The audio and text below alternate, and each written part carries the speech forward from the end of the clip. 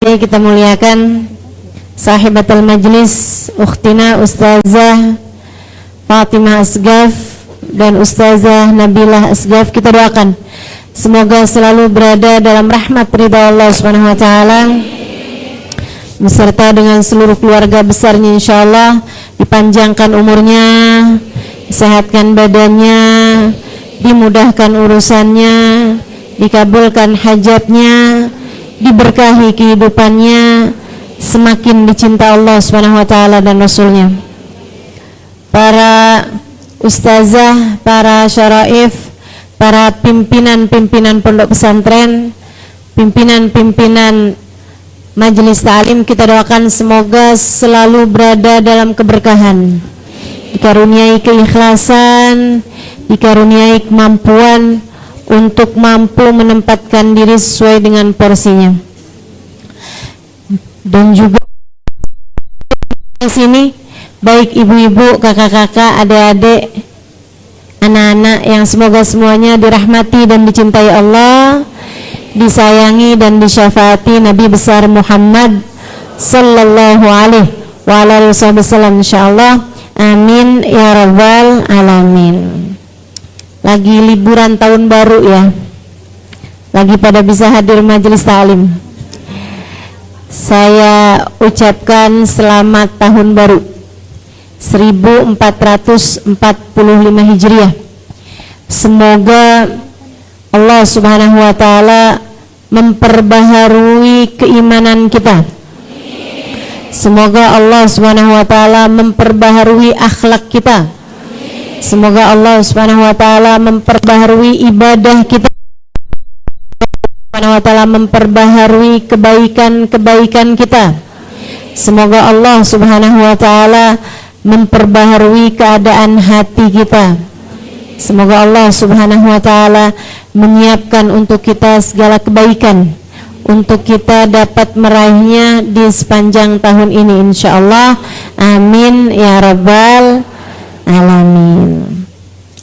Baik saudara sekalian, tema kita pada hari ini atau menu kita pada hari ini adalah kita mempelajari kitab kita Matan Ghayatut Taqrib. Selain daripada saya akan menyampaikan kepadamu tentang beberapa hari ke depan yang akan segera kita masuki, yaitu ada hari besar yang akan segera kita jelang juga, namanya hari Asyura. Ya, saya akan sampaikan kepadamu apa dan bagaimana hari Asyura. Sesudah insyaallah kita akan bahas dulu kitabnya biar kita bisa terus jalanin kitabnya sampai dengan hatam insyaallah. Gak tahu nih hatamnya kapan nih, ya lama bener ya. Dulu mah nih cuma setengah tahun doang nih saya lagi mondok pelajarinnya. Kita sekarang udah berapa tahun? Alhamdulillah. Yang penting ilmu sedikit tapi manfaat, insyaallah. Amin. Sebelum kita mulai, kita membaca niat belajar. Kita minta kepada Allah semoga dipandang dengan pandangan kasih sayangnya, dibukakan pintu hati kita, pintu pikiran kita lebar-lebar, dituruni ilmu yang bermanfaat buat kita sekalian. Bismillahirrahmanirrahim. Wat-ta'lim wal mudzakarah wat tadhkir wal ifadah wal hidza 'ala tamassuk bi kitabillah Rasulillah sallallahu alaihi wasallam ilal huda ibtigha'a marbatih wa husnil khatimah ma'al wa salahil aqibah. Amin. la hadratin Nabi Muhammad sallallahu alaihi wasallam wa alihi wa sahbihi wa azwajihi wa dhurriyyatihi wa ahli baitihi wasallim wa jamil anbiya wal mursalin wal qawmi ajma'in wa nasusan sayyidina muhajirin Ahmad bin Isa Fakil Muqaddam Muhammad bin Alawi Alawi Sayyidul Hayy Abdurrahman Asghar Sayyidul Hayy Abdullah bin Abu Bakar Al-Idrus Fakhrul Wujud Al-Syekh Abu Bakar bin Salim Musulim Mafurum Tumara Sahib Ratib Abdullah bin Al-Haddad Ahmad bin Zanhabshi Ibn Ali bin Al-Habshi wa jami' sadatina ali Abi Alawi ajma'in ثم إلى الإمام الغزالي والراحل سيدنا الشيخ عبد القادر الجيلاني ثم إلى روح صاحب الكتاب الشيخ أبو شجاع الأصفهاني وأصول مفهوم ثم إلى أرواح أرباب الأئمة المجتهدين ومقلدين في الدين علماء عاملين فقهاء والمحدثين والقراء والمفسرين وسادات الصوفية المحققين أجمعين ثم إلى أرواح الأولياء التسعة الذين نشروا الدين في بلادنا الإندونيسية وجميع آل أبي علوي أجمعين أن الله يغفر لهم ويرحمهم ويعلي درجاتهم في الجنة وينفعنا ببركاتهم وأسرارهم وأنوارهم وعلومهم ونفحاتهم في الدين والدنيا والآخرة. الفاتحة.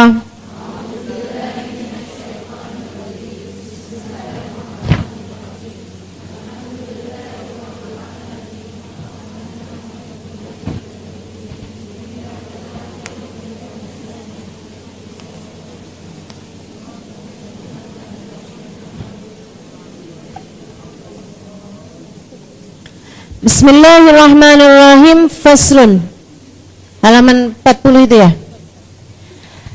Ad-dima'ul wajibah fil ihram khamsyatu asya. Darah-darah yang wajib dialirkan atau denda-denda yang wajib dikeluarkan saat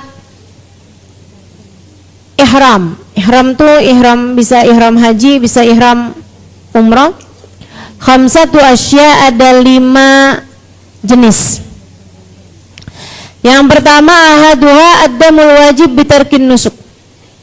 Denda karena seseorang meninggalkan ibadah wajib. Tidak mabit di Mina misalnya, atau terlewat mabit di Muzdalifah. Jadi ngambil batunya enggak dari Muzdalifah, malam itu enggak pergi ke Muzdalifah, itu hajinya tetap sah. Karena mabit di Muzdalifah bukan termasuk bagian, termasuk dari wajib, termasuk dari perkara yang wajib. Nah beda, haji itu dibandingkan dengan ibadah lain. Ibadah yang lain antara wajib sama rukun tuh sama. Kalau ditinggalkan maka nggak sah. Kayak misalnya sholat. Kalau ditanyain wajibnya sholat apa? Berdiri, baca Fatihah, ruku, i'tidal, sujud. Kalau ada orang sholat duhur 1 rakaat sujudnya cuma sekali doang, berarti hukum sholatnya nggak sah. Kan begitu? Antara wajib marukun tuh sama di ibadah-ibadah yang lain kecuali haji. Haji itu beda antara rukun sama wajib. Yang rukun kalau ditinggalin nggak sah, nggak sah hajinya. Apa yang rukun? Wukuf di Arafah, rukun. Kalau ada orang haji nggak dapat wukuf di Arafah, hajinya nggak sah. Hajinya nggak sah. Kemarin saya pergi haji nggak kebagian wukuf nih di Arafah karena jalanannya macet, saya ketiduran misalnya gitu ya. Pas nyampe sana, nyampe Arafah, mataharinya udah tenggelam, masuk malam Zulhijjah, malam Idul Adha, malam 10. Itu teman-teman saya sekalian, kalau nggak dapetin haji, nggak dapetin Arafah, artinya dia juga nggak sah hajinya. Atau nggak tawaf, ada orang haji tapi nggak tawaf, itu hajinya nggak sah. Saya kemarin haji, pas waktunya tawaf saya mens, jadi sih saya nggak bisa haji. Akhirnya saya udah pulang aja ke Jakarta lagi, saya belum mengerjakan tawaf, hajinya nggak sah. Karena tawaf merupakan salah satu dari rukunnya haji. Lagian ngapain orang Haji bukannya tawaf di Ka'bah, malah tawaf di pasar. Nah itu nggak sah, gitu ya. Jadi tuh dia kalau nggak dapetin rukun, hajinya nggak sah. Nah ada perkara wajib dalam ibadah haji. Contohnya ngambil miqat, niat hajinya itu di tempat yang telah ditentukan, kayak Yalamlam, kayak Bir Ali, kayak Ji'ronah gitu. Ini ibu saya cuman nyampein aja, meskipun saya ngerti juga nih ibu kayak yang kagak ngerti dah. Ini nih salah satu ilmu yang tidak wajib dipelajari kecuali bagi orang yang akan melaksanakannya, gitu ya. Makanya ibu-ibu kalau haji itu memang ada manasiknya, ya kan? Biar nanti dikasih tahu mana yang wajib, mana yang sunnah, mana yang ini gitu. Ini ilmu-ilmu nih yang hukum mempelajarinya fardu kifayah. Nah kalau buat para ustazah memang mesti ngerti, ya. Apalagi kalau dia adalah orang yang suka membimbing haji bagi orang yang haji gitu, atau membimbing manasik buat orang yang mau umroh atau mau haji, nah memang mesti ngerti gitu. Jadi walaupun ibu-ibu nggak ngerti, tetap dengerin saya aja, karena ini adalah ilmu, gitu ya. Nah teman-teman saya sekalian, ada perkara-perkara yang diwajibkan di dalam haji itu yang bukan merupakan bagian dari rukunnya haji. Kalau kayak begini ditinggalkan, hajinya tetap sah, tapi dia mesti bayar denda. Apa dendanya? Nah inilah yang disebut dengan istilah dam. Kenapa istilahnya dam? Dam bukan artinya darah ustazah, artinya darah.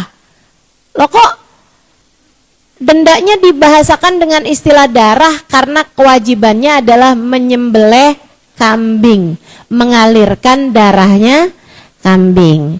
Nah ini makanya di sini dibilang dam wajib pertama atau denda wajib pertama ini adalah dengan membayarkan wahwa ala tertib, dengan sesuai dengan tertibnya, bagi orang yang meninggalkan wajibnya haji, yaitu berupa wukuf di Mina pada malam-malam tasyrik, ataupun berupa mabit di Muzdalifah pada malam 10, ataupun berupa meninggalkan miqat ketika niat, gitu ya, di tempat yang telah ditetapkan. Jadi dia niat haji, tapi niat hajinya nggak di miqat, nggak di tempat-tempat yang telah ditetapkan.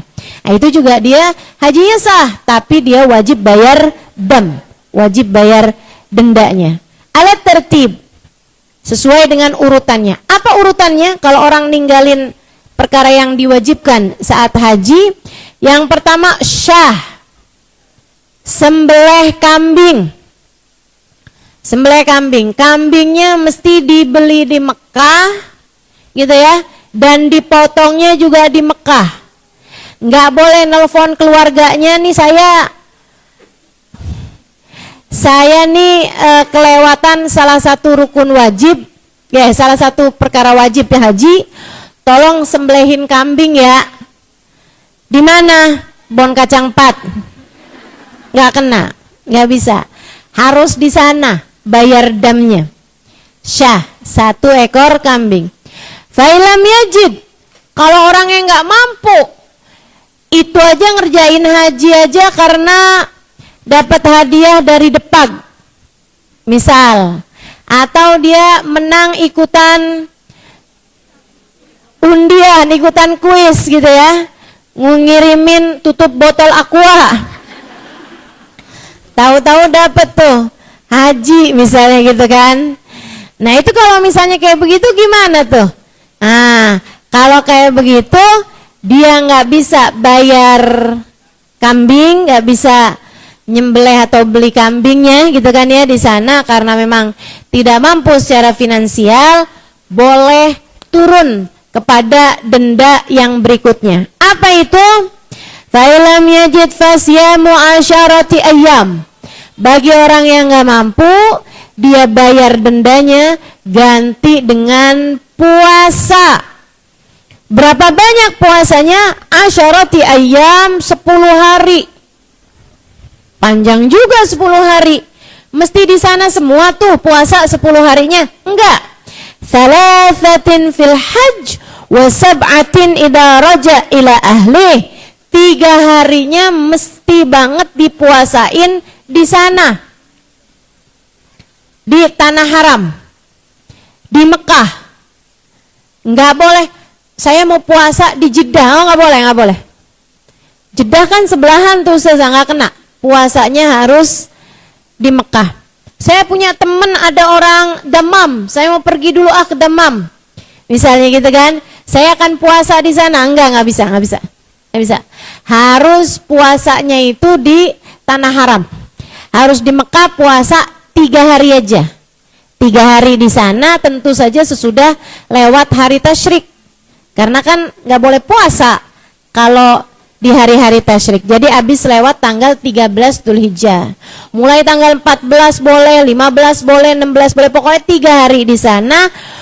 Wasab'atin idza raja ila ahli, yang seminggunya, yang 7 harinya dipuasain di kota masing-masing.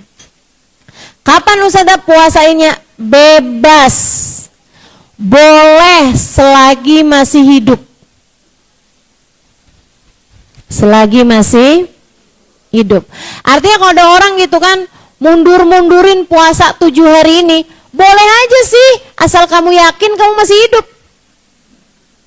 Masalahnya kan kita nggak pernah tahu umur kita sampai berapa. Selagi kamu belum melaksanakan dendanya tersebut, ya kayak hajinya belum sah gitu loh. Hajinya kayak belum utuh gitu, belum keangkat, gitu kan ya. Padahal orang tuh kalau pulang haji dengan membawa haji yang sah dan haji yang mabrur, itu teman-teman saya sekalian, innallaha astaghfar lil hajj waliman istaghfar lahul hajj. Sungguhnya Allah Subhanahu wa taala mengampuni dosanya orang yang haji dan dosanya orang yang diistighfarin sama orang yang haji dari sejak bulan Dzulhijjah, Muharram, Safar sampai pertengahan Rabiul Awal. Panjang bener tuh. Ini sekarang nih udah masuk tanggal 1 Muharram. Ini yang pada pulang-pulang haji nih, doanya masih mustajab. Istighfarnya masih mustajab nih. Mengistighfarkan orang-orang yang nggak pergi haji sekalipun. Makanya kalau adatnya orang-orang dulu tuh, kalau orang pulang haji didatengin orang, bukan buat dimintain kacang atau kurma atau air zam-zam, akan tetapi didatengin orang untuk dimintain doa. Karena Allah SWT menjadikan doa mereka masih mustajab, dan juga istighfar mereka buat orang yang tidak pergi haji itu juga masih akan didengar Allah SWT panjang sampai pertengahan Rabiul Awal. Masya Allah. Itu ya. Itu tadi syaratnya. Dia sudah utuh hajinya. Kalau memang ada dam yang harus dibayar berupa puasa, maka dia sebaiknya bersegera untuk melaksanakan puasa tersebut. Jangan dulu dipanggil Bu Haji tuh. Puasanya belum kelar. Jadi panggilnya Bu Ha. Belum sampai keji gitu ya. Belum utuh soalnya. Gitu deh. Wasani, yang keduanya, wajib ngalirin darah ini adalah adamul wajibil halak wa tarafuh wa huwa alat takhir syatun aw som 3 ayyam aw tasadduq bi 3 asuin ala 6 masakin. Denda yang wajib disebabkan karena orang kalau lagi haji tuh enggak boleh potong rambut, enggak boleh potong kuku, kan gitu kan? Enggak boleh tarofuh. Tarofuh tuh pakai wangi-wangian gitu, tarofuh, apa ya, berdandan atau berhias-hias gitu. Maksudnya yang kayak itu dia pakai pakai pakaian yang berjahit bagi laki-laki, gitu kan? Nah itu tuh, dia juga kena damnya, kena wajib bayar dam buat orang-orang yang melaksanakan apa-apa yang nggak boleh selama mereka haji atau umrah kalau dilanggar secara sengaja. Dilanggar secara sengaja. Kalau nggak sengaja mah nggak apa-apa, teman-teman. Ustazah gimana nih ada rambut rontok? Ya kalau rambut rontok nggak jadi masalah gitu kan. Rambutnya emang rontok Ustazah karena saya sedang dalam masa kemoterapi, misalnya gitu ya. Wah begitu begini aja rambut banyak banget nih keluar. Orang kalau lagi masa kemoterapi suka ada yang kayak gitu misalnya gitu ya. Atau ya emang Ustazah saya nih kelamaan mikirin utang nih Ustazah, jadi rambut pada rontok gitu ya. Atau pusing mikirin suami nih Ustazah, ya ampun keserempet sama kainnya janda belakang rumah, kesangkut. Teman-teman sihku sekalian, tahu-tahu rambutnya jadi rontok gitu misalnya. Nah kalau itu kan nggak sengaja namanya, atau lupa gitu ya. Ya orang lupa mau gimana Bu, ya kan? Lupa pakai sabun wangi misalnya gitu. Atau lupa, ya lupa aja gitu. Nah kalau lupa kayak begitu ya mau gimana lagi? Nggak ada hukum bagi yang lupa, nggak ada hukum bagi yang nggak sadar. Nggak ada hukumnya. Nah kalau kayak gitu gimana nih? Waduh saya kemarin haji tapi saya melaksanakan salah satu dari hal-hal yang tidak diperbolehkan selama haji, gitu ya. Nah ini wahwa alat takhir, dia boleh milih. Syatun, dia boleh sembelih 1 ekor kambing biar hajinya sah, biar umrohnya sah. Ausom 3 ayam, atau boleh juga diganti dengan puasa 3 hari selama di haji, ya. Nah boleh juga nih puasa 3 harinya juga di kampung juga boleh. Udah pulang gitu kan, bayar 3 hari puasa, itu juga boleh. Awit tasadduk bi-3 asu ala 6 masakin, atau bersedekah dengan 3 sok.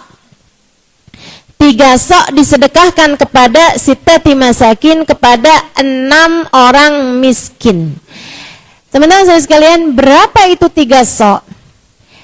3 sok itu adalah 1 sok sama dengan arba'atu amdad, 4 mud. Berapa itu 4 mud? 4 mud itu 1 mudnya hitungannya itu adalah, jadi gini, kalau kita zakat fitrah tuh itu 1 sok sama dengan arba'atu amdad, sama dengan 4 mud. 1 mud itu sekitar 6 ons beras. Atau kalau di Arab sana juga ada yang pakai beras, ada yang pakai gandum, gitu ya, 6 ons. Kalau zakat fitrah 1 sok sama dengan 2,5 kilo. Nah ini 3 sok, berarti 2,5 kilo dikali 3 sama dengan 7, benar ya? 7,5 ya? 7,5 kilo. 7,5 kilo kalau sekilonya harganya 15.000, berapa sih beras? Berapa? 10.000. Ini kok murah, belinya di mana dah? Beda-beda ya. 11.000. Nah kan sekilo apa seliter tuh? Sekilo saya nanyanya. Iya udah bener 15.000. 15.000 dikali 7,5. Berapa tuh? Coba dihitung. Berapa tuh? Coba dihitung. 7,5 dikali 105. 105.000 Bu. Murah apa mahal? Murah. Apalagi kan udah orang berangkat pergi haji bayarnya berapa, pergi umroh bayarnya berapa. Jangan sampai hanya karena ketidakpengetahuanmu tentang apa yang boleh, apa yang nggak boleh, apa yang seharusnya dilakukan. Akhirnya hajinya nggak sah hanya gara-gara perkara 105 ribu doang. Jangan sampai itu terjadi. Makanya emang orang pergi haji, pergi umroh mesti banget ngerti ilmunya. Itu ya. Bithalafati asu'in ala sittati masakin, dibaginya mesti kepada 6 orang miskin. As-salits, yang ketiga, denda yang ketiga yaitu adamul wajib bil ihsar. Denda yang wajib dibayarkan bil ihsar, sebab karena ihsar. Apa itu ihsar? Tidak dapat melaksanakan secara sempurna haji karena keadaan-keadaan tertentu. Misalnya, udah berangkat pergi haji, udah niat haji, udah ngambil miqat di ihram, nawaitul hajja wa ahramtu bihi lillahi ta'ala. Tahu-tahu pemerintah Saudi Arabia menutup Mekah karena adanya penyakit, misalnya pandemi, gitu ya. Misal nih, atau kemarin-kemarin tuh pas masa pandemi, misalnya ada orang nekat berangkat pergi haji pas musiman haji, udah niat ngambil mikot segala macem, lewat Yalamlam dia kemudian niat, begitu nyampe ke Mekah ternyata dilarang, nggak bisa masuk untuk melaksanakan ibadah haji. Di Arafahnya ditutup, di Minanya ditutup, karena memang waktu itu sedang masa PSBB kalau di kita ya. Nah, ada karantinaan, semua orang harus ada di rumah. Nah, yang kayak begini keadaannya gimana nih? Waduh, saya udah terlanjur niat nih, saya udah terlanjur pakai ihram nih, nggak bisa dong kalau kayak begini nih. Pemerintah Saudi Arabia bilang, balik kamu ke negara kamu masing-masing. Siapa suruh? Di negara-negara yang lain juga semuanya sedang dalam masa karantina, dalam masa tinggal di rumahnya masing-masing. Ngapain kamu sendirian datang kemari gitu kan? Nah, kalau kayak gitu keadaannya, orang balik lagi ke negaranya karena satu dan lain sebab sesudah mereka ngambil ihram, itu namanya ihsar. Nah, kalau kayak begitu, fayatahallal, dia pun kemudian tahallul, dia pun kemudian keluar dari ibadah hajinya tersebut dengan yuhdisha, dia menyembelih seekor kambing, menyembelih seekor kambing di sana di tanah suci, bayar, pergi ke orang bayarin kambing deh, nanti disembelih di tanah suci sana. Nah, itu seperti itu. Warabi, yang keempat, adamul wajib biqatli sayd wa huwa ala takhir, yaitu darah yang wajib dialirkan atau denda yang wajib disebabkan karena membunuh binatang buruan. Lagi di Mekah, lagi di Mina, tahu-tahu kelihatan ada burung, paling mungkin dah burung dara. Kebiasaan di negerinya dia ngambil bedil kemudian ditembak burungnya, gitu ya. Atau dia ambil panah kemudian dia nangkep burungnya, dipanah misalnya gitu. Atau dia tangkep si burung tersebut kemudian dibunuh gitu, disembelih. Nah, ini teman-teman sekalian, yang kayak begini nih wahwa alat takhir, dia pun juga wajib kena denda. Dendanya juga boleh milih, ya. Alat takhir tuh beda sama alat tertib. Kalau alat tertib, kalau nggak bisa baru yang kedua, gitu ya. Tapi kalau alat takhir artinya dia boleh milih, mau yang ini apa yang ini apa yang ini, sama aja statusnya, sama levelnya. Bahasa qatli sayd, membunuh binatang buruan. Saya sering ditanya, Ustazah, saya waktu haji kemarin bunuh semut, saya wajib bayar dam apa enggak? Ya enggak. Kenapa? Semut bukan binatang buruan. Jadi kalau semut, nyamuk, kecoa, tikus gitu ya, itu nggak wajib.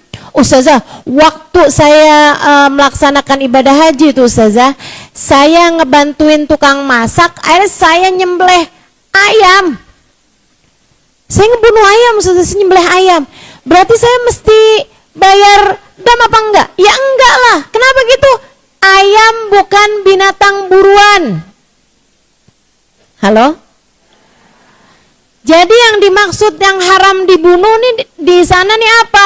Binatang buruan. Binatang buruan satu-satunya yang ada sekarang saya rasa hanya tinggal burung. Udah nggak ada lagi rusa berkeliaran di sana. Adanya di hutan Kalimantan. Kalau di Mekah, Madinah saya nggak pernah lihat rusa ada keleleran di masjid kan, atau di Mina gitu, nggak pernah lihat tuh saya. Kayaknya udah nggak ada lagi dah di negeri Arab sekarang ini gitu ya. Yang ada cuman burung aja tuh, banyak tuh masih burung. Palingan yang ada kalau rusa di Kebun Raya Bogor ada tuh banyak ya. Taman safari gitu kan. Masya Allah, itu binatang buruan. Ibu-ibu paham maksudnya binatang buruan, bukan binatang ternak. Emang bahasa Arab tuh gitu Bu, beda binatang buruan beda sama binatang ternak gitu kan, beda bahasa gitu. Nah, jadinya yang dimaksud di sini adalah said, biqatlis said, dengan membunuh binatang buruan. Binatang buruan tuh termasuknya tuh yang biasa diburu orang itu loh, untuk dimakan dagingnya. Rusa, kelinci, apalagi ya, babi hutan, tapi kan haram. Banteng, gitu ya, banteng. Banteng itu setara sama sapi. Kalau rusa tuh setaranya sama kambing. Kalau kelinci itu sebenarnya setaranya sama ayam, kan gitu tuh. Kalau burung setaranya sama adiknya ayam lah. Kayak harganya gitu. Ibu pernah makan daging rusa? Belum, saya sih sering. Saya kalau lagi ke Kalimantan kayak kemarin gitu Bu, itu disuguhinya daging, kebanyakan daging rusa gitu. Mereka bilang mereka dapetin daging rusa lebih mudah daripada dapetin daging sapi. Lebih murah juga, lebih murah dan lebih mudah. Saya bilang dapetnya dari mana nih? Dari ini Ustazah, dari para pemburu binatang di hutan. Nah, itu suka dapetin rusa, kemudian mereka jual di pasar-pasar gitu. Jadi saya sering tuh Bu makan. Saya pernah makan abon rusa di Ternate. Kemarin saya makan rendang rusa. Rusanya direndang. Masya Allah. Karena suka pergi kemana-mana, saya makan macem-macem gitu. Saya pernah makan telurnya penyu. Ada sini yang pernah makan telurnya penyu? Kenapa saya ya? Jangan-jangan karena saya rakus nih. Segala-gala dimakan. Enak tuh telurnya penyu. Ada banyak lah gitu. Ibu-ibu pernah makan telurnya cicak?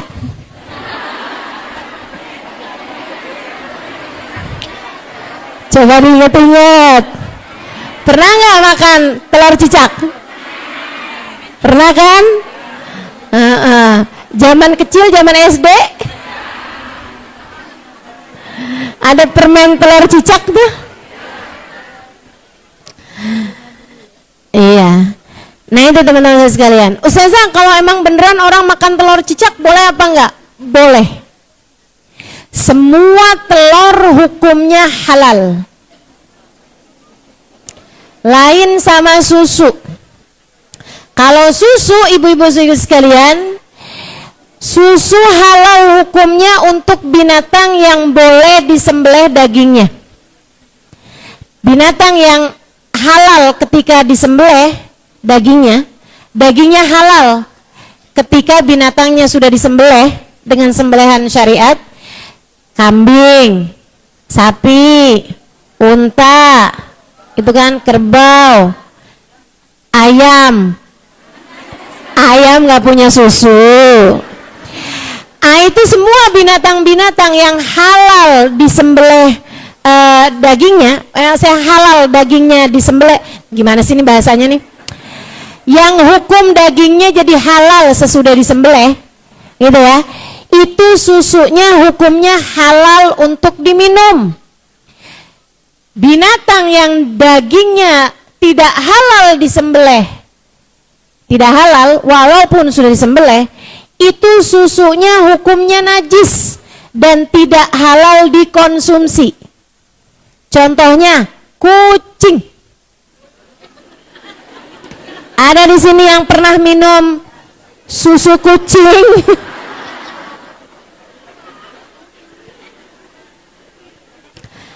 Ada kucing lagi baringan, lagi punya anak banyak, kayaknya gitu, oh, susunya banyak nih, ikutan Nah, itu hukum susunya adalah najis, tidak boleh dikonsumsi. Beda sama telur. Semua telur hukumnya halal. Termasuk telur ular, Ustazah. Iya, boleh aja kalau kamu berani. Telur buaya halal apa enggak nih, Ustazah? Halal. Kalau kamu berani dah. Silakan aja. Ya Allah, dengan syarat sebelum berubah bentuk. Ya. Kalau begitu dibuka udah ada yang, nah itu hukumnya jadi haram. Gitu. Jadi qatli sayd artinya adalah membunuh binatang buruan. Wa huwa alat takhir. Nah, ini orang kalau ngebunuh burung misalnya di Mekah atau di Mina atau di selama ibadah haji, selama dia sedang ihram ya, baik haji ataupun umrah, fa huwa alat takhir, dia boleh milih. In kana saydu mimma lahu mithl akhrajal mithl minan na'am wa gawwamah washtara biqimatihi ta'aman wa tasaddaq bih. Kalau soidnya tadi ini punya, soidnya itu adalah binatang yang dibunuh ini punya yang setingkat, makanya saya tadi sampaikan tingkatannya. Kalau dia adalah banteng, setingkatnya sama sapi. Kalau dia adalah rusa, setingkatnya sama kambing. Kalau dia adalah burung, setingkatnya sama ayam. Teman-teman saya sekalian, akhrajal mithl, dia mengeluarkan yang seperti itu. Dia beli ayam, dia sedekahkan ayam tersebut. Dia sembelih ayamnya itu, kemudian dia bagi-bagikan. Gitu ya. Atau dihargain, harganya berapa? Misalnya gitu. Nih burung nih harganya berapa sih biasanya? Oh, harganya burungnya 50.000. Misalnya gitu ya. Ya udah tuh. Washtarak biqimati ta'aman, dia kemudian beli dengan uang senilai 50.000, wa tasaddaq bih, dia kemudian mensedekahinya. Awsama ala kulli muddin yauman, atau harganya tuh dihargain harganya beras, harganya gandum, harganya makanan pokok di negeri tersebut. Misalnya 50.000 kan tadi kan kalau burung ya, 50.000 kalau dibeliin beras dapat berapa nih? 4 kilo misalnya. Nah kalau 4 kilo begitu ya, dia boleh tuh bayar 4 kilo tersebut itu dia sedekahkan, berupa 4 kilo beras dia sedekahkan. Boleh juga som min an kulli muddin yauman, dia berpuasa untuk setiap 6 onsnya 1 hari puasa. Itu kan tadi kan dapat 4 kilo. 4 kilo tuh kalau dimutkan dapat berapa mut gitu. Mut itu adalah 6 ons beras. Ya. 4 kilo di 40 dibagi 6 berapa tuh? 4 kilo dibagi 0,6 berapa tuh? Coba dong yang buka. 6 kali 6 36. 4 kali 4 16. Sempat tidak sempat harus. Kenapa jadi kepantun ya? 7 lah ya, sekitar 7. 7 mud berarti kan, kalau 6 aja kan 36, 3 kilo 6 ons. Nah kalau 7 kan berarti 42 tuh. Oke lah, anggaplah 7, berarti dia mesti puasa 7 hari. Wa in kana sayd mimma la mithlalah. Kalau misalnya binatang buruannya itu nggak ada yang setaranya, saya nggak kebayang sih nggak ada yang setaranya itu apa. Akhraja biqimatihi ta'aman, maka dia mengeluarkan dengan harganya binatang tersebut itu makanan, awsama an kulli muddin yauman, ya sama aja gitu. Atau dia berpuasa dengan setiap mudnya 1 hari. Ya tinggal dihitung aja gitu. Misalnya yang dia bunuh kelinci, misalnya gitu ya. Ya udah kalau gitu kelinci ini kalau dijual gitu harganya sekitar berapa. Nah itu terus uangnya itu tuh yang mesti dia sedekahkan ya dengan uang tersebut, atau dia puasakan senilai uang tersebut beras, puasanya per 6 ons 1 hari. Jelas apa enggak? Jelas ya. Wal khamis, yang kelimanya, adamul wajib bil wad'i wa huwa ala tertib. Oh ini berat nih. Yang kelima adalah denda yang wajib dibayar karena mohon maaf Pak, Bu, sabar dulu ya. Kalau lagi haji jangan berhubungan badan sama suaminya. Jangan berhubungan badan sama istrinya ya Pak. Tahu-tahu nggak tahan. Kalau kayak begitu kayak gimana nih bayarnya? Wahwa ala tertib, masih lagi ihram, kemudian mereka bersenggama, mereka bersetubuh, mereka berhubungan intim, suami istri ya, suami istri, maka mereka wajib untuk membayarkan dendanya sehingga hajinya jadi sah. Hajinya jadi sah dengan dia membayarkan dendanya. Apa itu dendanya? Ala tertib secara berurutan. Nomor 1, badanah, mesti beli unta. Makanya udah sabar aja dah, napa? Orang cuman berapa hari doang aja segitunya Pak, makanya jangan kebanyakan makan duren. Jadinya panas. Teman-teman sekalian saya muliakan, nah itu gitu ya. Kalau misalnya dalam masa-masa ibadah haji sebelum dia tahallul, sebelum dia selesai melaksanakan semua ritual haji, seseorang berhubungan intim dengan pasangannya, kayaknya pengantin baru nih kayaknya nih ya, maka dia mesti beli unta. Mahal bener tuh. Kalau dia nggak sanggup Ustazah buat beli unta, ya makanya jangan. Ya tapi udah terlanjur gimana nih Ustazah? Fa'ilam yajidha fabaqarah. Kalau dia nggak sanggup buat beli unta, maka turun kepada sapi. Dari unta turun ke, nggak mampu juga nih Ustazah beli sapi, atau nggak ada sapi tuh Saudi, sapinya langka gitu kan. Gimana kalau kayak begitu? Fa'ilam yajidha, kalau ternyata nggak ada sapi, nggak ada, fasab'un minal ghanam, 7 ekor kambing. Buset dah, mahal bener. Cuma urusan 10 menit.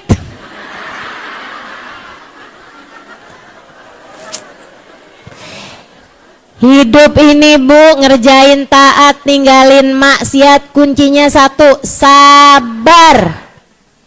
Apa-apa tuh yang sabar. Orang kalau nggak sabar nabrak-nabrak kayak begini nih.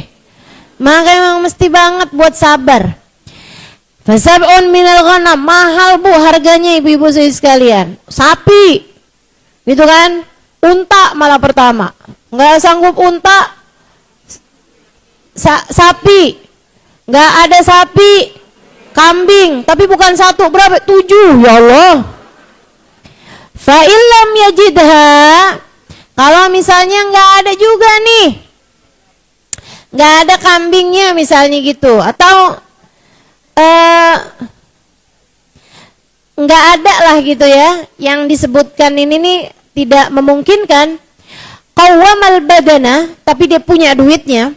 Qawwamal badana, dia mesti menghargai satu ekor unta. Untanya berapa tuh harganya? Misalnya unta harganya 50 juta. Misal, saya nggak tahu sih harga unta. Berapa dah harga unta? Nggak ada yang tahu juga. Kayaknya kemarinan sekitar segituan dah. Malahan ada yang 35 gitu, ada yang 40 juga. Misalnya ya, anggaplah gitu paling mahalnya misalnya 50 juta. Dia kemudian wastara bikimatiha ta'aman wa tasaddaq bih. Enggak ada nih kambing, enggak ada sapi, enggak ada gitu. Tapi dia punya uangnya. Ya udah kalau gitu hargain tuh, 50 juta. 50 juta tersebut dibelikan beras, dia sedekahkan. Dibelikan makanan, dia sedekahkan dengan makanan tersebut.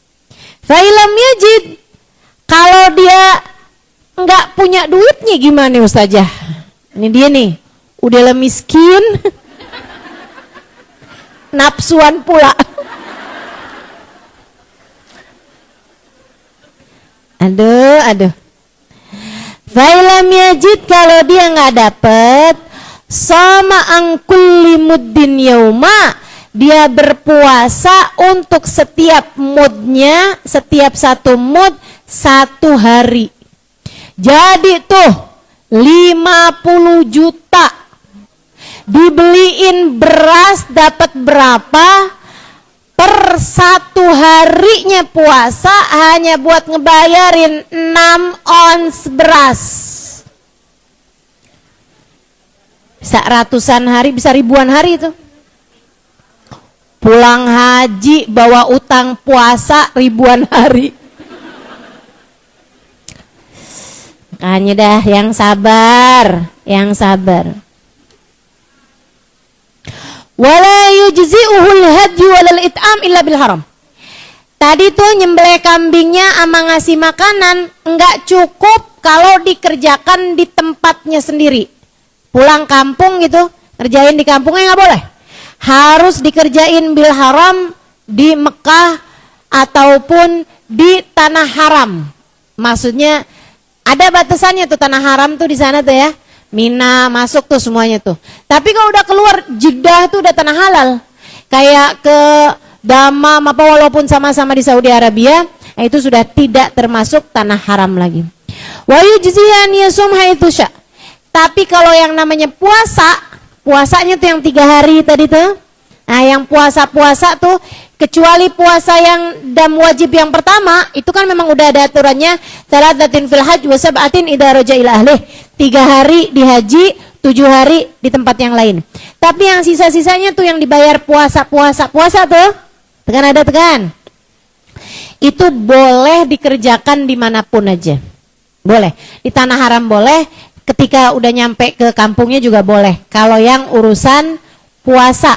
Tapi kalau urusan ngasih makan atau tadi nyembelih kambing, itu harus ada di tanah haram selama ada di sana. Wala yajuzu qatlu saydil haram wala qat'u syajarih. Enggak diperbolehkan buat membunuh binatang buruan yang ada di tanah haram.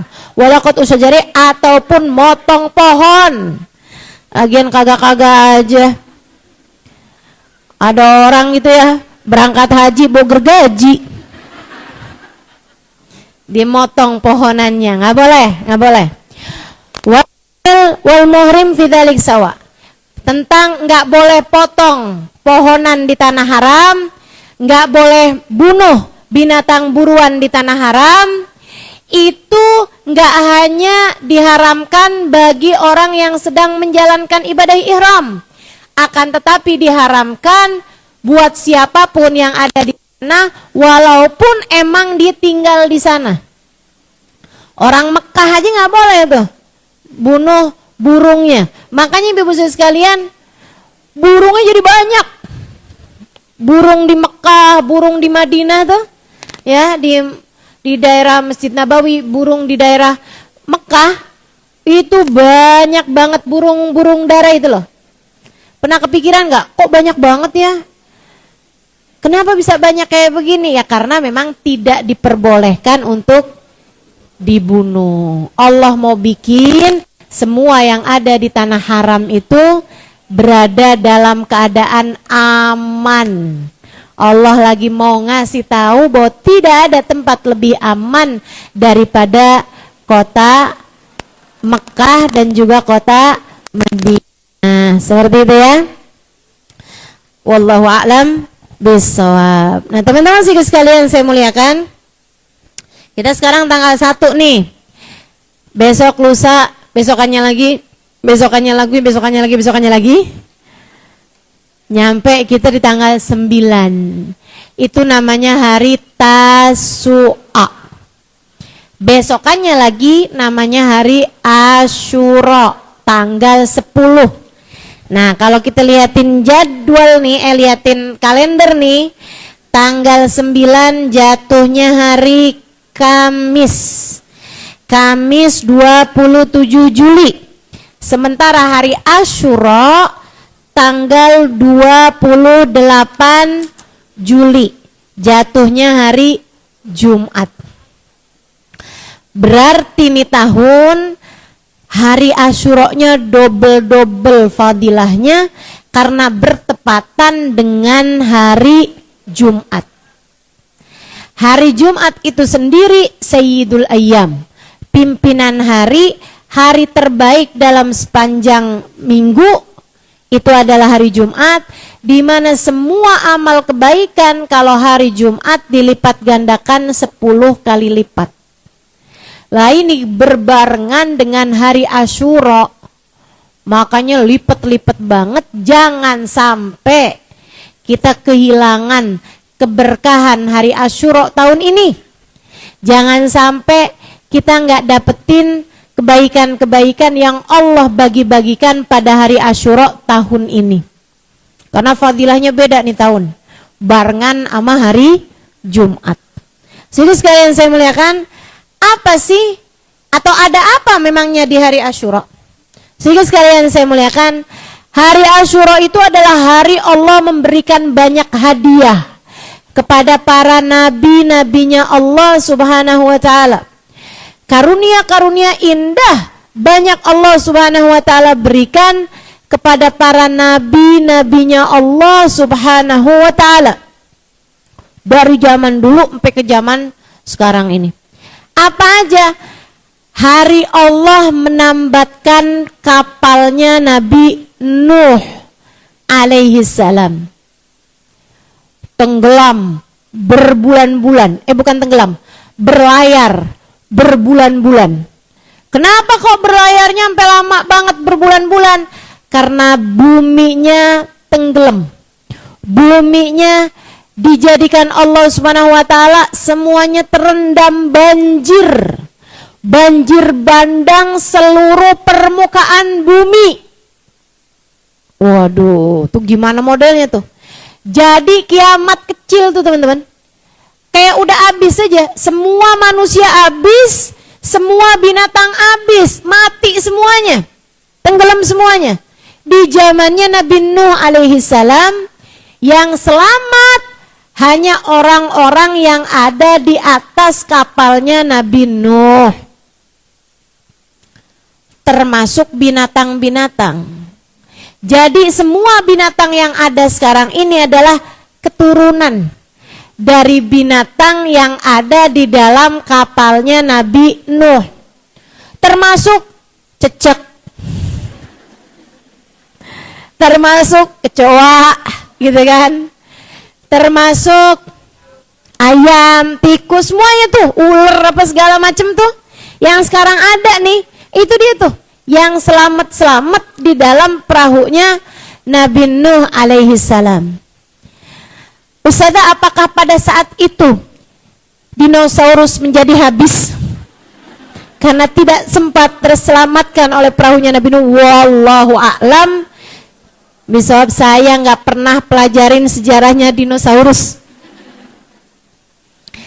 Saudara sekalian yang saya muliakan, walhasil semua manusia yang sekarang ada adalah keturunan dari orang-orang yang ada di atas perahunya Nabi Nuh yang terselamatkan.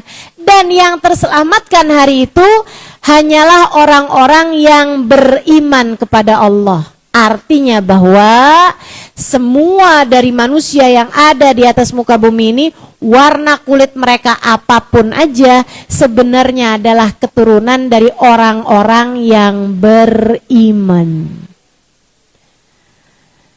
Karena semua yang kafir, semuanya tenggelam. Semua yang gak percaya sama Allah, gak percaya sama hari akhirat, gak percaya sama adanya surga neraka, semuanya tenggelam hari itu.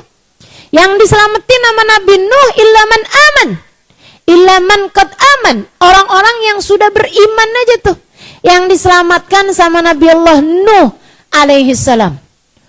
Dan itu teman-teman, Nabi Nuh juga berbekal banyak tuh makanan-makanan. Sampai ketika makanannya udah mau habis, tiap hari dibuat makan semua manusia dan binatang-binatang yang ada di atas kapalnya Nabi Allah Nuh alaihi salam. Teman-teman sekalian, tepat pada tanggal 10 Muharram, Allah Subhanahu wa taala kemudian menambatkan perahunya Nabi Allah Nuh alaihi salam. Nabi Nuh ditambatkan perahunya tanggal 10. Jadi buat adik-adik jomblo, Dek, kapal Nabi Nuh tertambatkan pada tanggal 10 Muharram. Doa yang beneran, Dek. Tanggal 10 Muharram. Siapa tahu tahun ini kamu berjumpa dengan tambatan hati.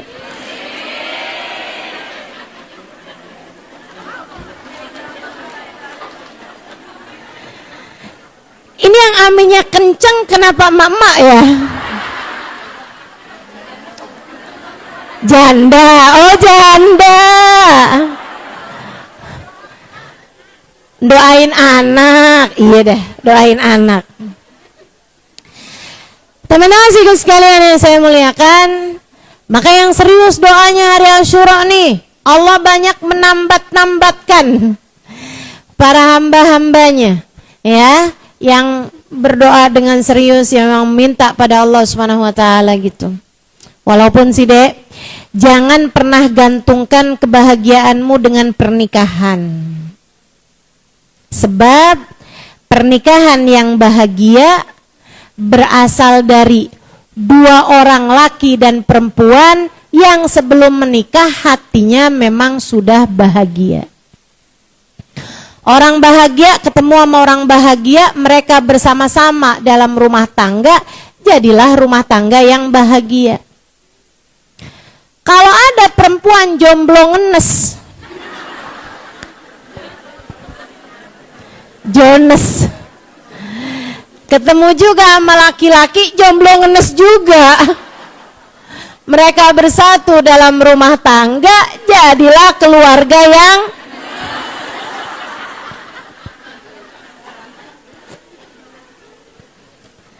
ya Ustazah, seenggaknya ngenes bersama-sama tetap lebih baik daripada ngenes sendirian. Siapa bilang?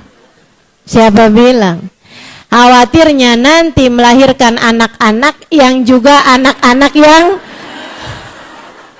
yang ngenes gitu. Ayolah, jangan pernah gantungkan kebahagiaanmu pada pernikahan. Berbahagialah dari sejak sekarang.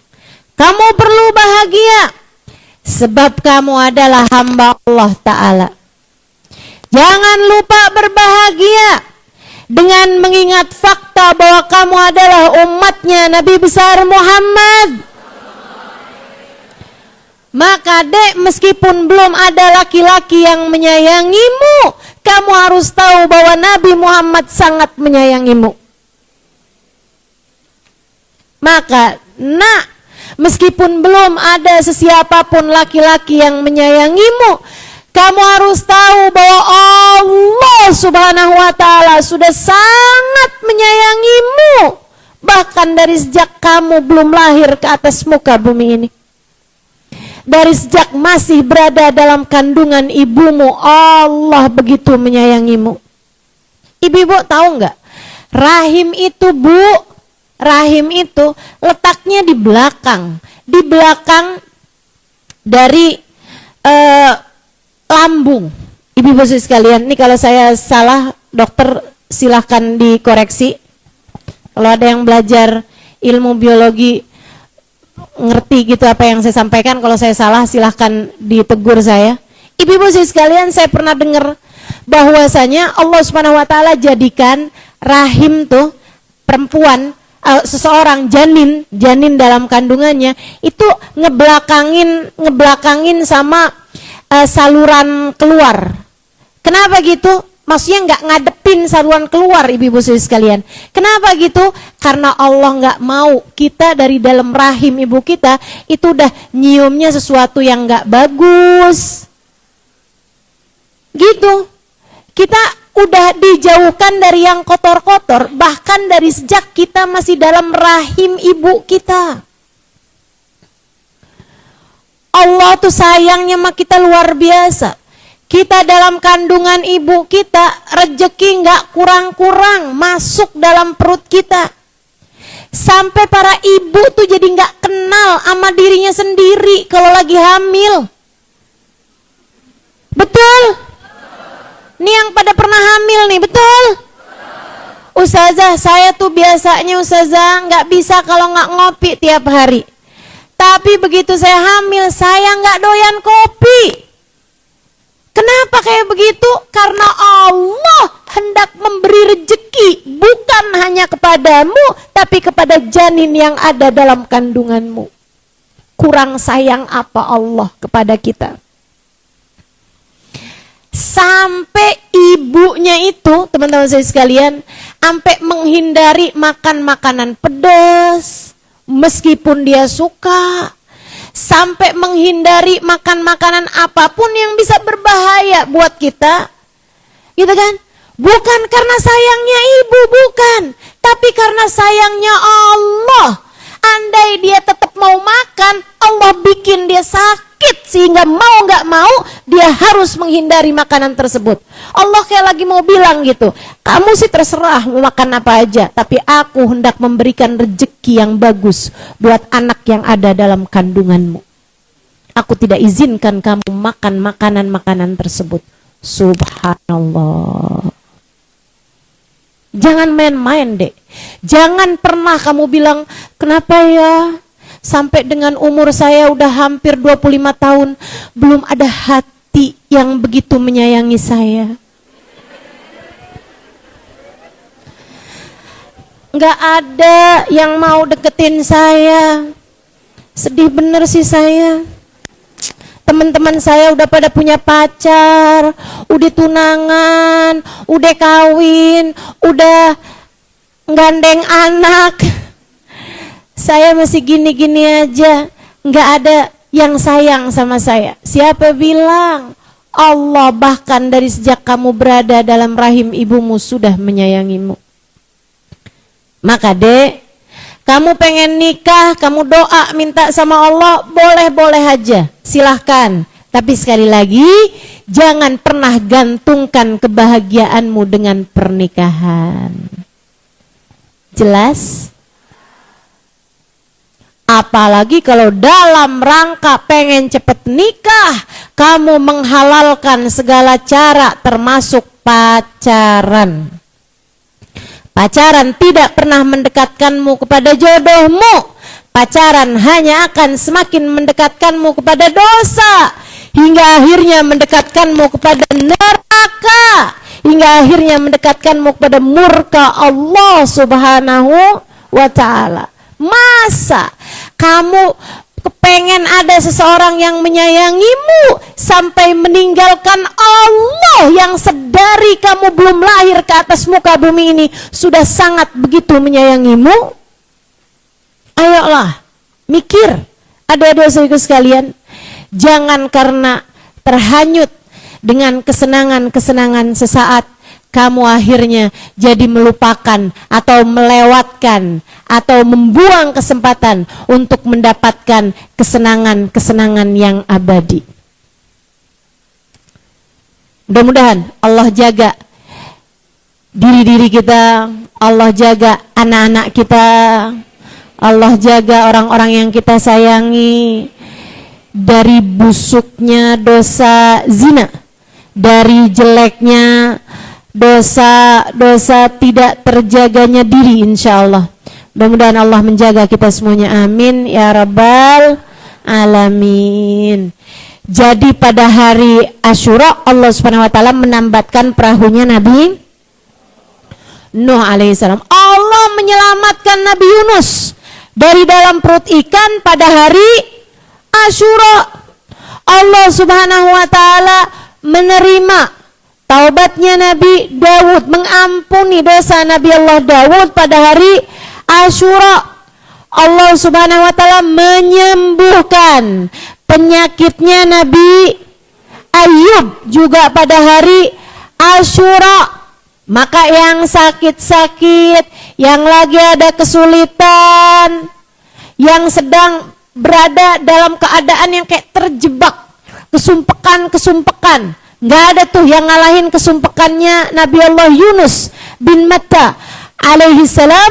Ibu-ibu sekalian, yang serius doa pada hari Asyura, yang serius doa pada hari Asyura, jangan sampai dilewatkan kebaikan-kebaikannya, amalan-amalannya yang nanti akan saya sampaikan, hingga mudah-mudahan kita mendapatkan apa yang Allah bagi-bagikan kepada para nabi-nabinya.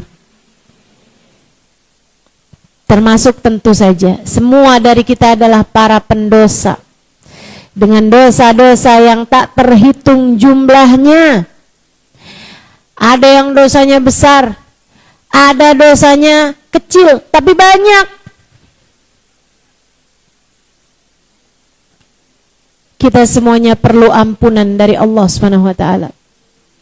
Karenanya kita perlu hari Asyura untuk mudah-mudahan Allah menerima permohonan ampun dari kita, mengampuni seluruh dosa-dosa kita, dan semoga saja menjaga kita di masa yang akan datang hingga kita tidak terjerumus kembali kepada dosa-dosa yang membuat Allah Subhanahu wa taala murka kepada kita. Jadi sekalian, di hari Asyura Allah menyembuhkan sakitnya Nabi Allah Ayub. Jadi yang lagi sakit atau ada yang keluarganya lagi sakit, yang serius minta pada hari Asyura, yang serius ngerjain project-project Asyura. Ini ya, nanti akan saya sampaikan project-projectnya apa, biar kita bisa mendapatkan kesembuhan, kesehatan buat kita dan bagi keluarga kita. Zahir batinnya mudah-mudahan Allah sehatkan semuanya. Karena kalau penyakit zahir tuh ada yang sakit, ada yang nggak sakit nih. Tapi kalau penyakit batin kayaknya semua dari kita perlu untuk disembuhkan. Bukan begitu? Hati kita nih penyakitnya banyak. Masih suka seneng lihat orang lain susah. Masih suka susah lihat orang lain seneng. Masih suka merasa diri lebih baik daripada orang lain.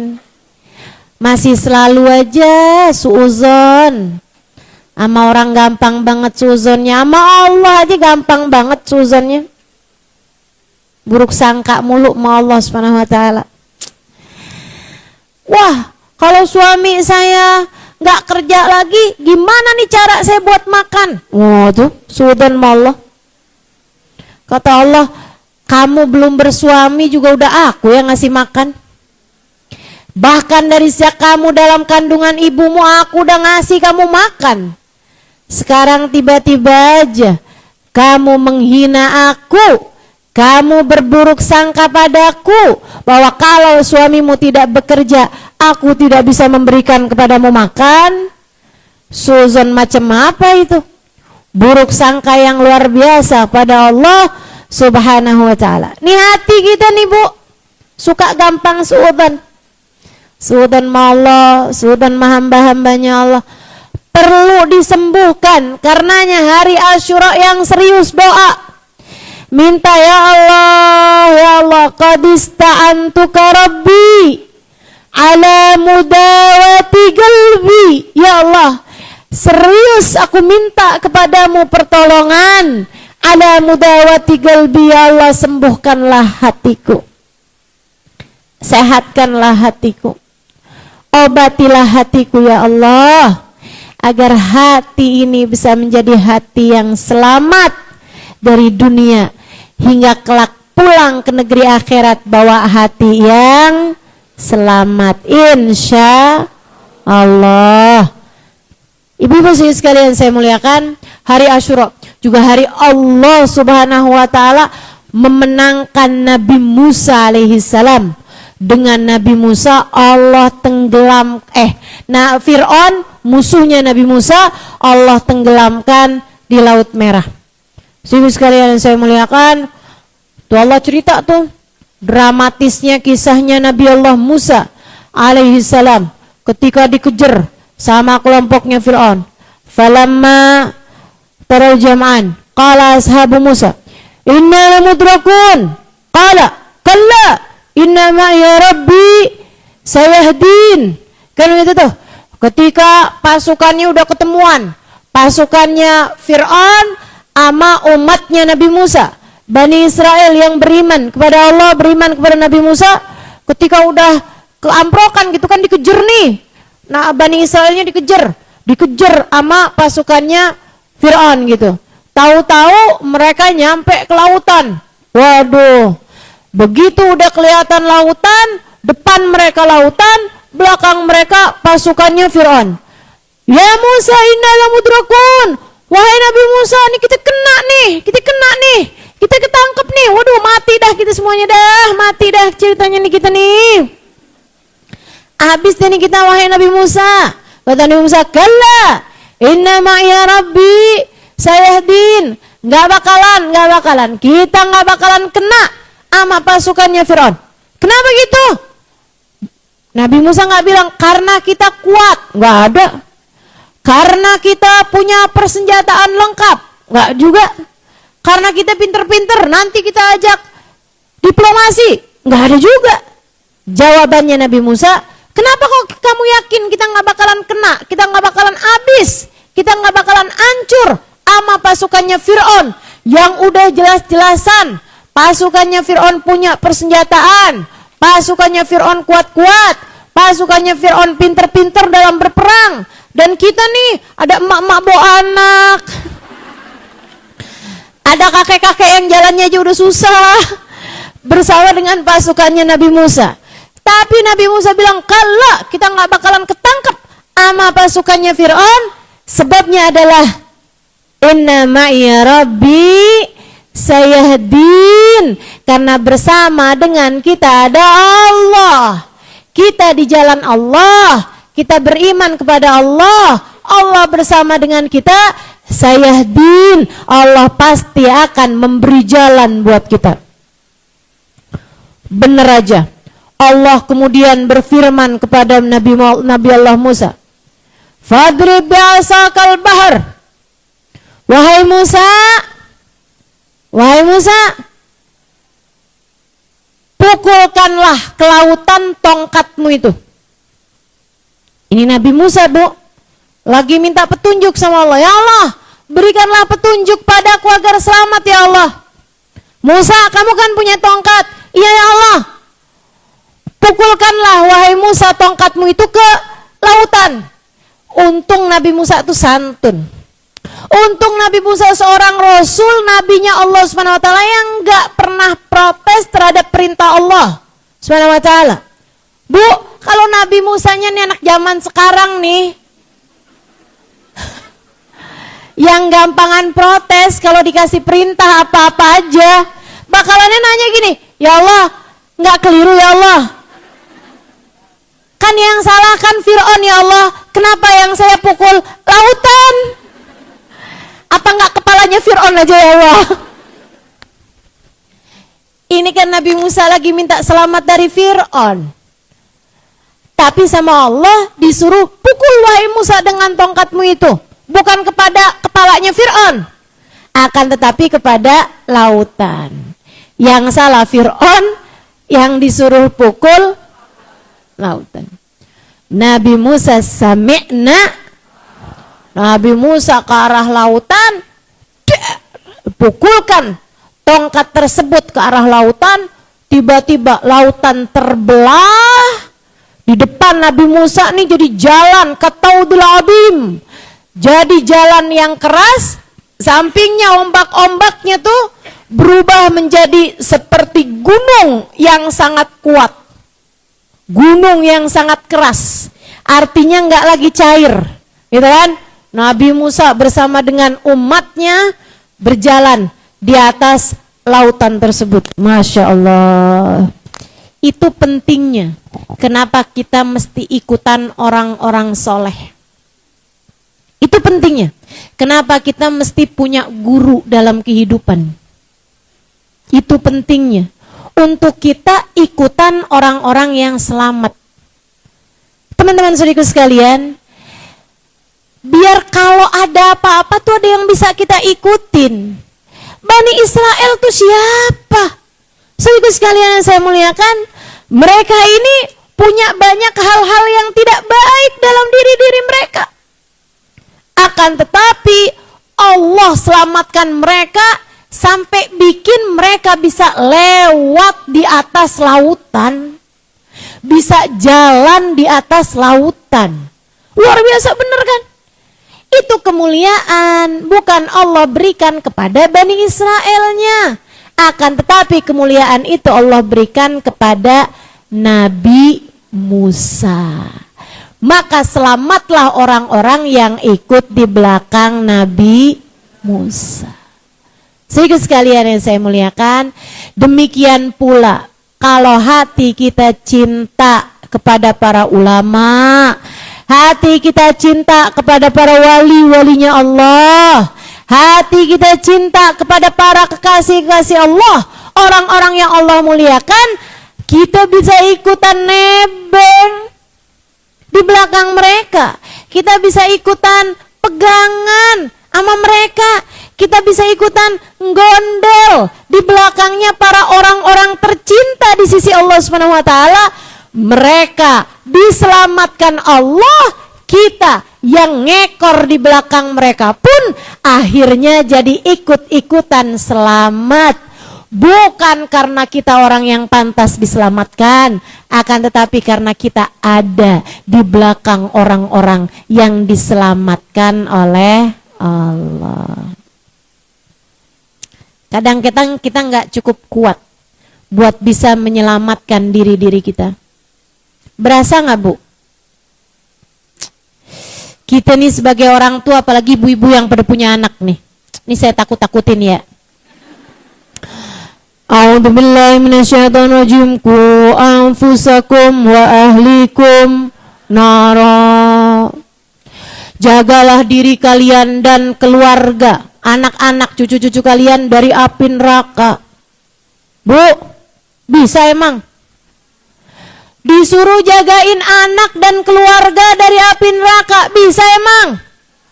Ibu-ibu sekalian saya muliakan, jangankan jagain anak, jangankan jagain cucu, jagain diri sendiri dari perbuatan dosa aja kita seringkali nggak mampu. Betul? Masya Allah. Disuruh pula jagain anak-anak kita, jagain keluarga kita dari api neraka. Nyerah kita, nggak cukup kuat kita.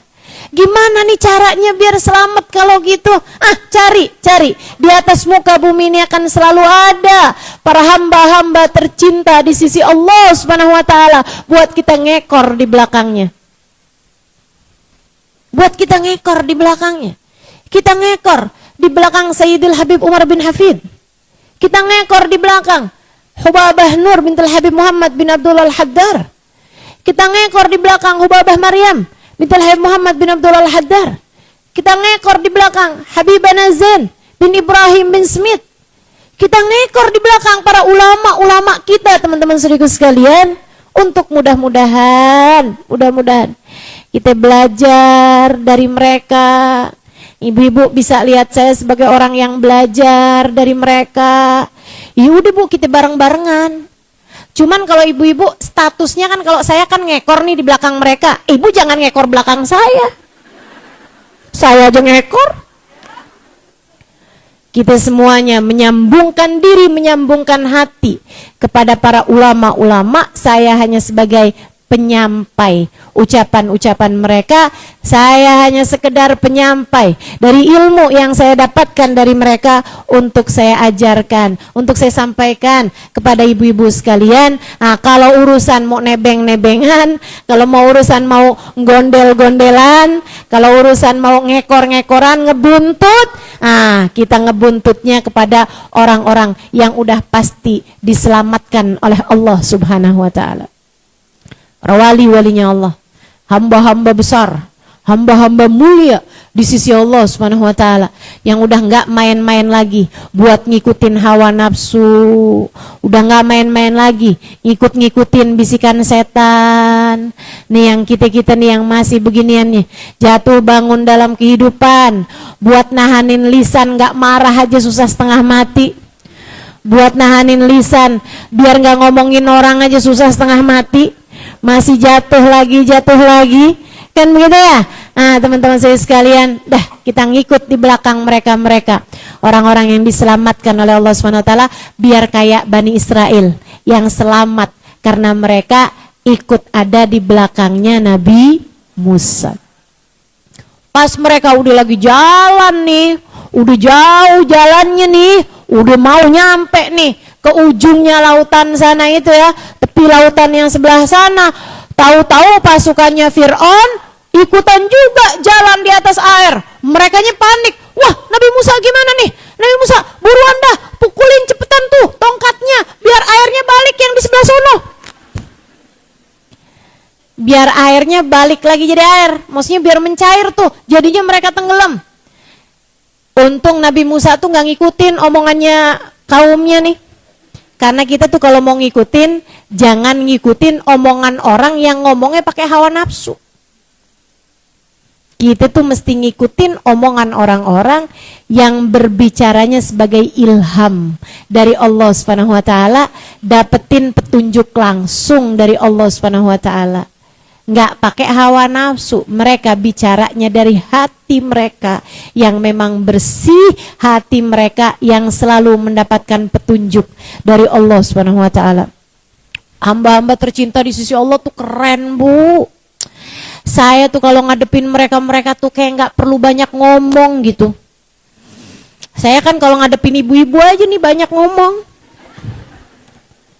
Kalau ngadepin mereka mah nggak usah banyak-banyak ngomong. Subhanallah, subhanallah. Ini saya sekedar cerita aja nih ya Bu ya.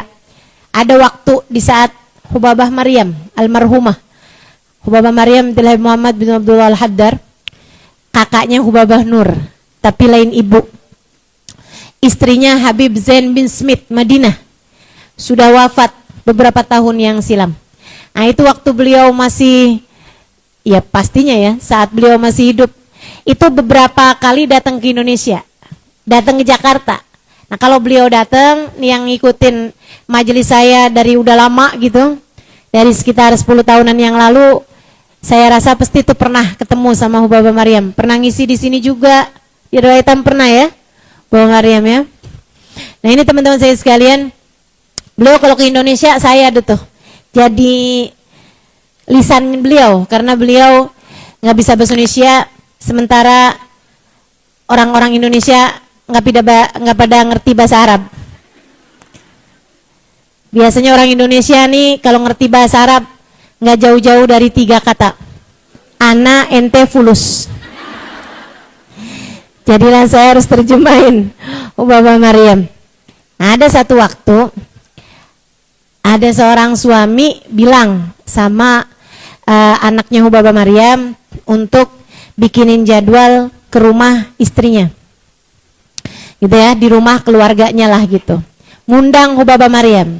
Hubabah Maryam iyain, Hubabah Maryam okein, dikasihlah tanggal, kita akan ngisi di rumahnya si keluarga itu, gitu ya.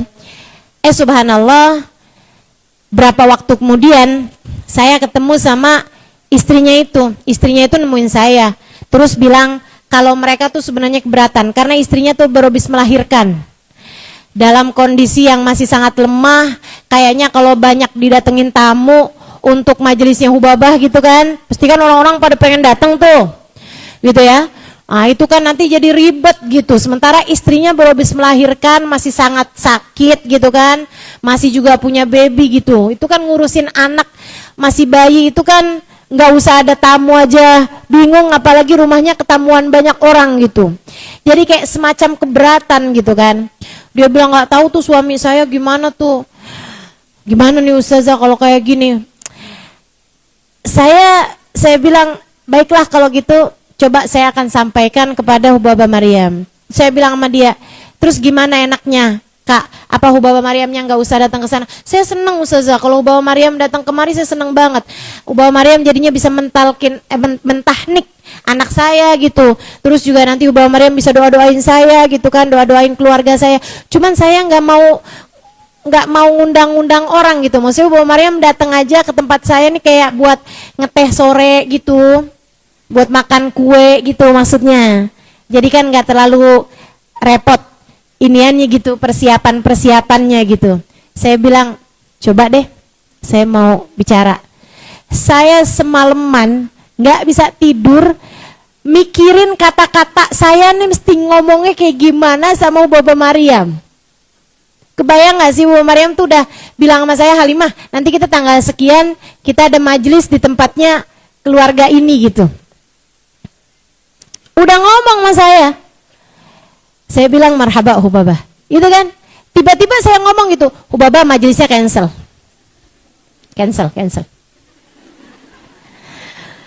Kenapa? Kan itu ya. Saya cuman nggak mau hati Hubabah jadi ngerasa kayak yang kok ada orang nggak mauin saya ya. Nah itu bahaya teman-teman. Bahayanya buat siapa? Bukan buat Hubabah.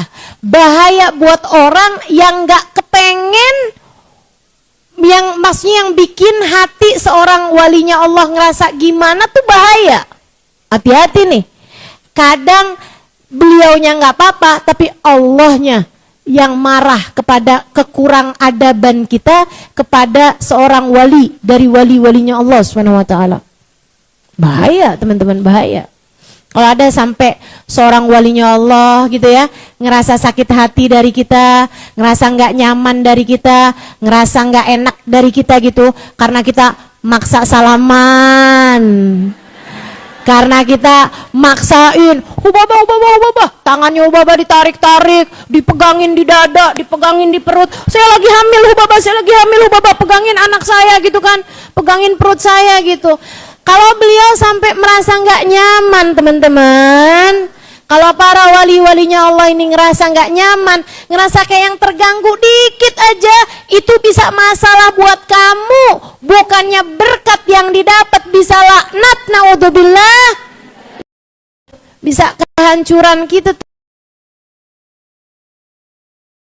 Hati-hati sama para wali-walinya Allah. Justru saya nggak bisa tidur tuh sepanjang malam tuh saya mikirin ngomongnya gimana yang kira-kira nggak bikin hati Hubabah sedih atau bikin hati Hubabah ngerasa nggak enak, nggak nyaman dengernya gitu. Udah saya pikirin. Besoknya saya ketemu lah sama Hubabah begitu saya datang. Halimah tali.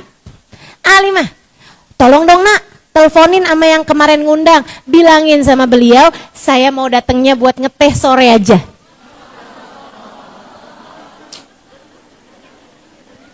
Saya bilang emang ngadepin para wali tuh nggak usah kebanyakan ngomong, percuma kan saya tadi malam sampai nggak bisa tidur.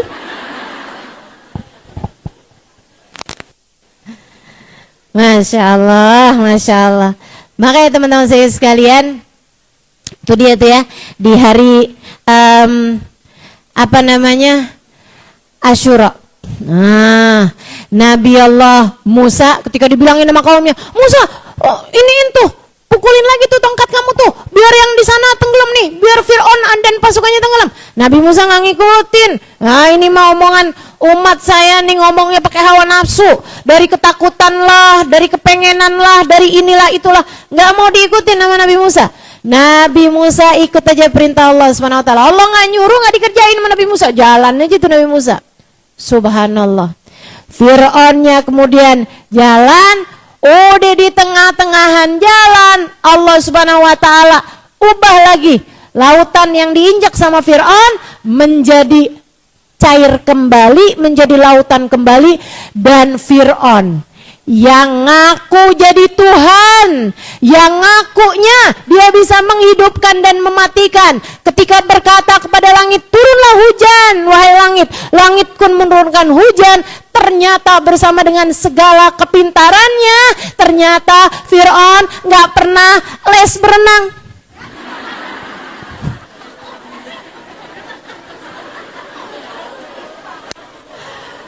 Dia ternyata nggak bisa berenang, teman-teman. Fir'aun pun tenggelam. Fir'aun pun setengah mati berusaha menyelamatkan dirinya. Fir'aun kemudian bilang, amantu birabbil Harun wa Musa. Saya sekarang beriman. Oh, ternyata saya bukan Tuhan ini ya. Ternyata saya kok hampir tenggelam ini. Dia pun kemudian bilang, amantu birabbil Harun wa Musa. Saya sekarang beriman kepada Tuhannya Harun. Saya sekarang beriman kepada Tuhannya Musa. Saya sekarang beriman, saya sekarang beriman. Sekarang saya beriman. Kata Fir'aun gitu. Allah bilang, al-an wa qad asaita min qabl. Sekarang nih on. Sekarang banget nih.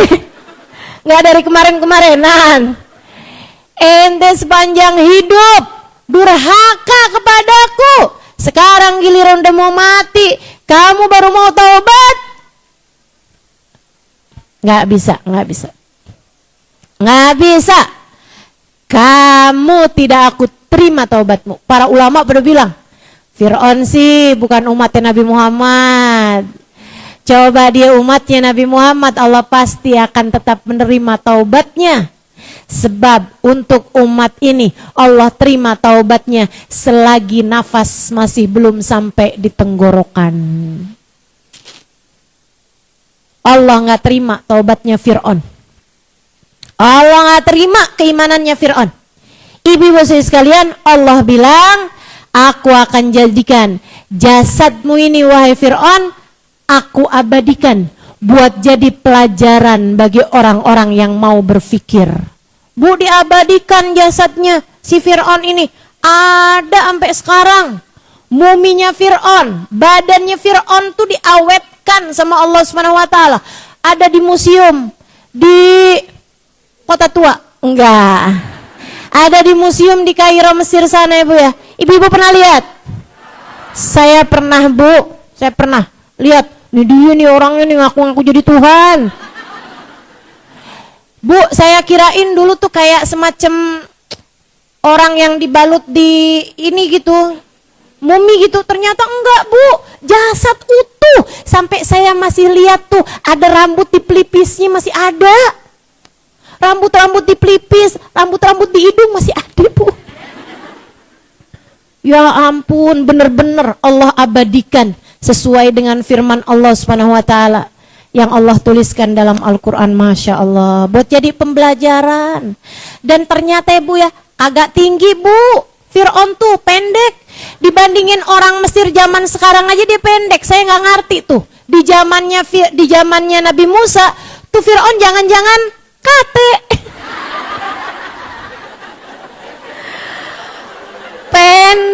Pendek, Masya Allah. Kok bisa-bisanya orang pendek kayak begitu ngaku jadi Tuhan? Ya ampun, kagak ada pantas-pantasnya dah Bu. Masya Allah, Masya Allah. Ibu-ibu saudaraku sekalian yang saya muliakan, tuh si Fir'aun tuh, saya lihat tuh jenazahnya tuh. Ini dia nih orangnya nih ya. Ya ampun. Ternyata Bu, mumi di sana itu ibu-ibu sekalian bukan cuma satu. Saya ngebayanginnya satu doang. Banyak.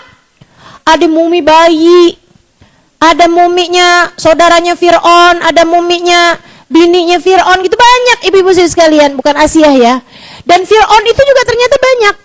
Ramses tuh ternyata banyak. Gitu ya. Fir'aun tuh bahasanya tuh Ramses gitu. Ada Ramses 1, Ramses 2, Ramses 3 gitu kan. Nah cuman orang tahu kalau ini adalah muminya Fir'aun, Fir'aunnya Nabi Musa, karena katanya di dalam jantungnya itu ditemukan ada garam laut. Yang lain nggak ada, dia doang nih yang ada garam lautnya. Kenapa ada garam lautnya? Karena tenggelam. Kan matinya kan tenggelam. Jadi masih ada tuh garam lautnya. Saya lihat tuh. Pas pulang-pulang suami saya nanya, "Gimana kamu udah lihat muminya Fir'aun?" "Udah." "Gimana muminya Fir'aun?" "Tenang, kamu masih lebih cakep daripada dia." Udahlah ya. Udahlah, punya suami tuh kita adakin bercanda aja. Nggak usah terlalu serius-serius nih kayak ibu-ibu nih kalau ngomong sama suaminya serius mulu. Suamimu tuh Bu, begitu kamu bilang, "Bang, kapan ada waktu saya mau ngomong?" Wah itu udah pikiran banget tuh.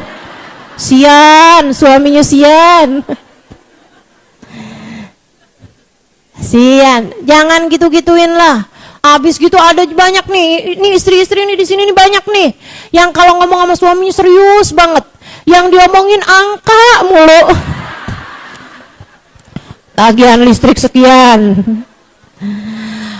anak-anak mulai masuk sekolah biayanya sekian, harga seragamnya sekian, total sekian juta nih bang. Pusing palanya suami. Kalau ngomong serius mulu Bu, jangan gitu napa.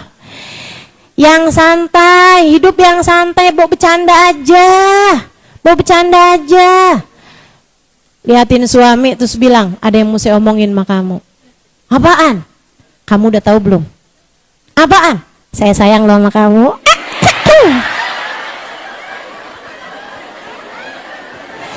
Gitu kan enak ya nggak?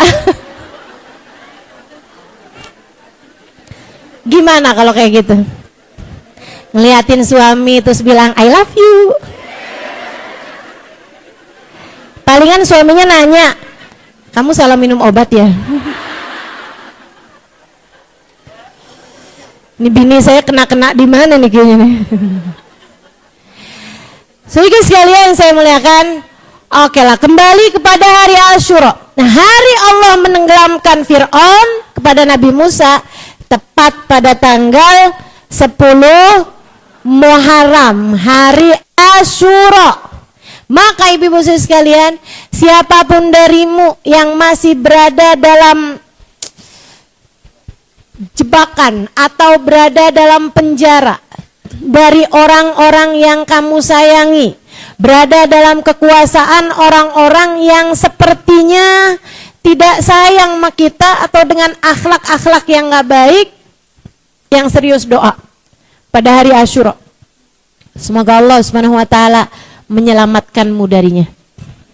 Punya bos jahat, misalnya gitu ya. Kerja sama orangnya jahat, begitu kan? Punya suaminya jahat gitu, misalnya gitu kan, yang serius. Tapi doanya jangan, "Ya Allah, sebagaimana Engkau menenggelamkan."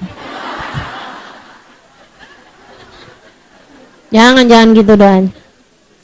Minta aja biar Allah melembutkan hatinya. Minta aja biar Allah Subhanahu wa taala menjadikan hatinya jadi hati yang lebih lunak, hati yang lebih baik, insya Allah. Nah, apa aja nih project kita nih biar dapat hadiah-hadiahnya nih?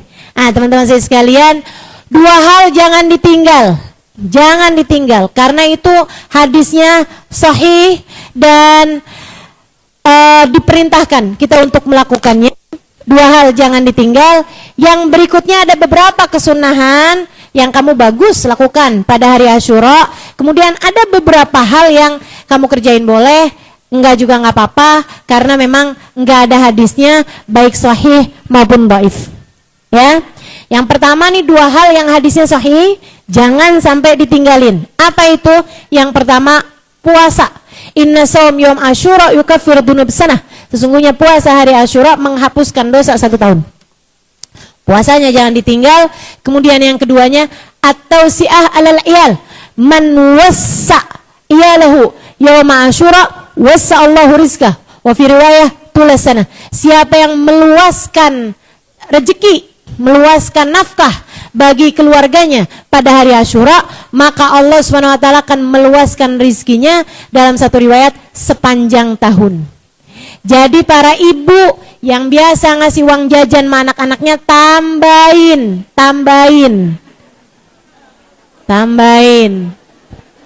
Bu, biasa ngasih uang jajan sama anaknya berapa?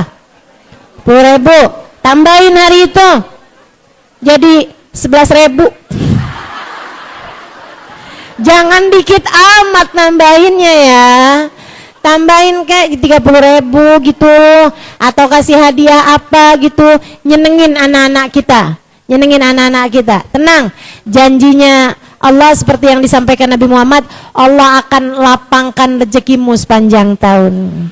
Semakin banyak kamu ngasih kelebihannya, insya Allah semakin banyak pula Allah akan ngasih kepadamu kelebihan rizki sepanjang tahun ini.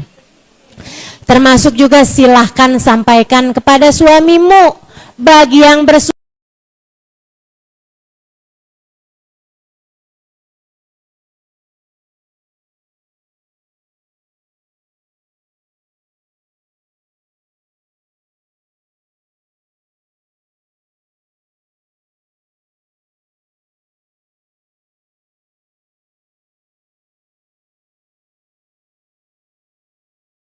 Ustazah dikasih tahu.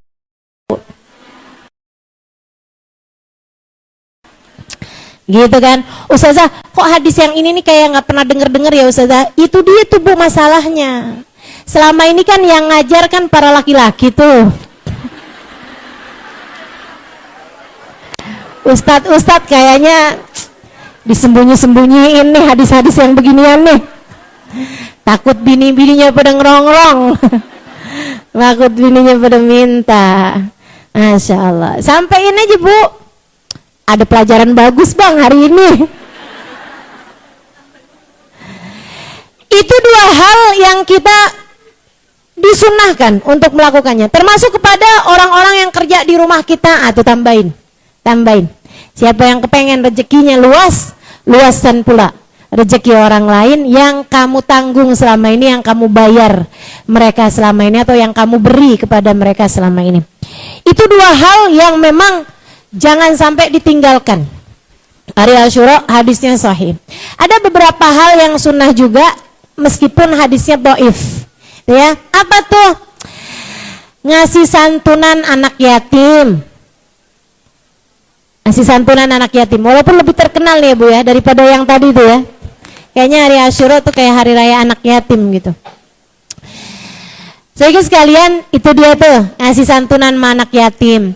Kemudian lagi ngusap kepala anak yatim. Saya sering ditanya, Ustazah, batasan anak yatim tuh sampai umur berapa?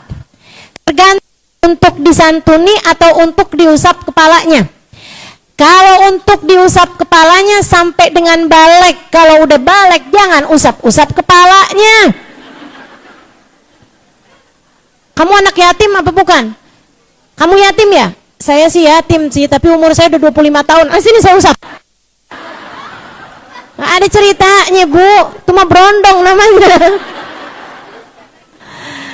Masya Allah. Teman-teman sih sekalian saya muliakan, jangan juga ibu-ibu nih bilang sama suaminya, Bang, daripada ngusap kepalanya anak-anak lain Bang, aneh juga yatim. Jadi kalau buat urusan diusap kepalanya, nah itu sampai dengan balik. Begitu balik udah nggak sunnah lagi buat ngusap kepalanya anak yatim, kecuali jika itu adalah anak yatimmu sendiri. Ya, anakmu sendiri yatim, nah silakan dah kamu usap kepalanya biar sampai tua juga nggak apa-apa. Kemudian kalau untuk urusan disantunin, dengerin biar jelas. Kalau untuk urusan disantunin, kamu kasih duit gitu kan, kamu kasih sedekah, itu dengan syarat mereka anak-anak yang susah, anak-anak yang miskin. Kalau buat diusap kepalanya tuh nggak harus anak-anak susah, maksudnya walaupun dia berkecukupan, kalau hari Asyura sunnah kamu usap kepalanya gitu. Kalau untuk diusap kepalanya ya. Tapi kalau misalnya untuk disantunin, kamu kasih duit gitu kan, itu harus anak-anak yatim yang susah, maksudnya yang memang miskin, ya Bu ya.